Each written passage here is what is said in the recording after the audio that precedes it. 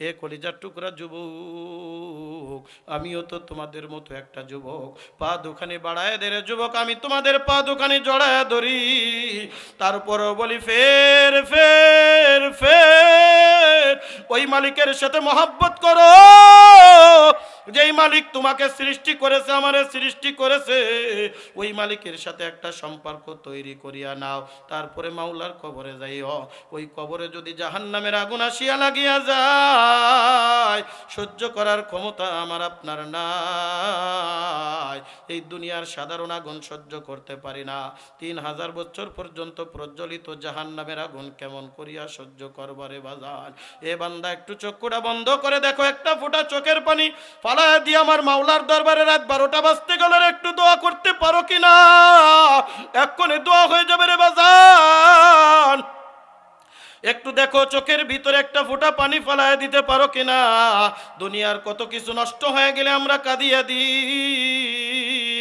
আল্লাহর নবী বলেন, জাহান্নামের আগুনের ভয়ে যদি কোনো ব্যক্তির চোখের থেকে মশা মাছি পরিমাণ যদি একটা ফোঁটা পানি পড়িয়া যায়, কিয়ামতের ময়দানে আল্লাহ জাহান্নামের আগুন হারাম করিয়া দিবে। এ কলিজার টুকরা যুবক, কোন দুনিয়ার পিছনে পাগল, কোন দুনিয়ার পিছনে পাগল? কি মনে করছো বয়স হোক তারপরে ইবাদত করব? আমি প্রায় একটা কথা বলি, গত বছর আমার একটা মাহফিল ছিল নীলফামারী ডুমার থানা, একেবারে বাংলাদেশের শেষ সীমানা পঞ্চগড়ের কোনায়।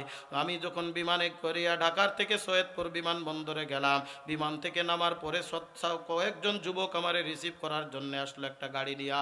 আমাকে নির্দিষ্ট স্থানে বসার জায়গায় বসালো।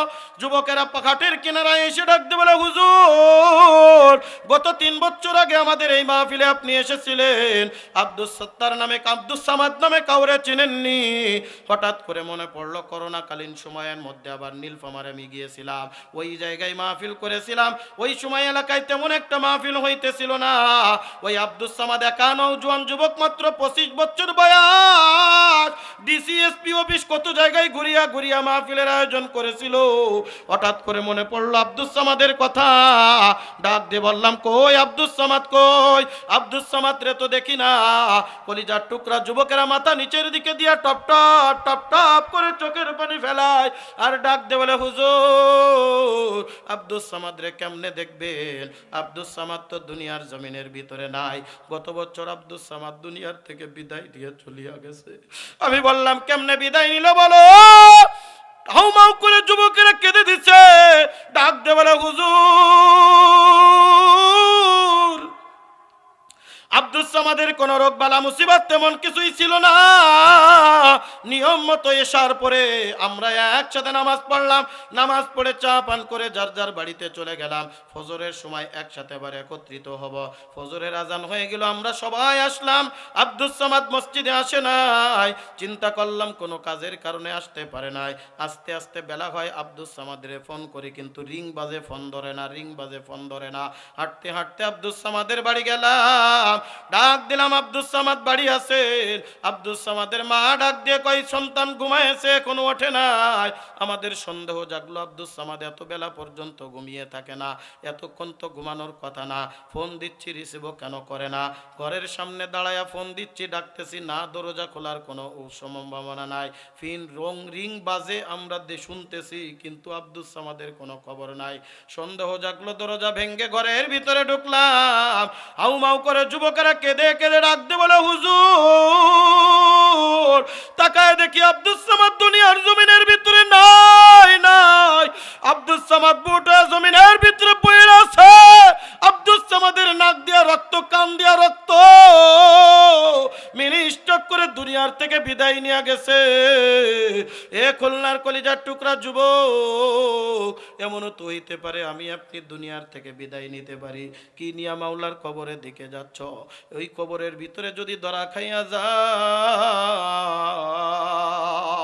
ওই কবরের ভিতরে বাঁচানোর মতো কেউ সঙ্গে থাকবে না। এ কলিজার টুকরা বাজার, আজকের থেকে কি খাঁটি দিলে নিয়ত করতে পারিনি ইনশাআল্লাহ আজ থেকে বিনা ওজরে নামাজ কাজা করব না, হারাম পথে চলবো না, দাড়ি ছাড়বো না। কে কে নিয়ত করতে পারো হাত তুলে আল্লাহর দরবারে দেখাও। আল্লাহু আকবার, আল্লাহু আকবার বলো, বলো আল্লাহু আকবার বলে হাত উঠাও। এ কলিজার টুকরা যুবক, তো জাতির ভবিষ্যৎ, একটু হাত মোবারক আল্লাহর দরবারে দেখাও। ওগো আল্লাহ, তাকায় দেখো এই কলিজার টুকরা বাজানেরা, যুবকেরা, এ পর্দার অন্তরালের মা গো, আমি যদিও তোমাদেরকে না দেখি, আমার আল্লাহ দেখে। আল্লাহর দরবারে নিয়ত করো, বেপর্দায় চলবো না, হারাম পথে চলবো না।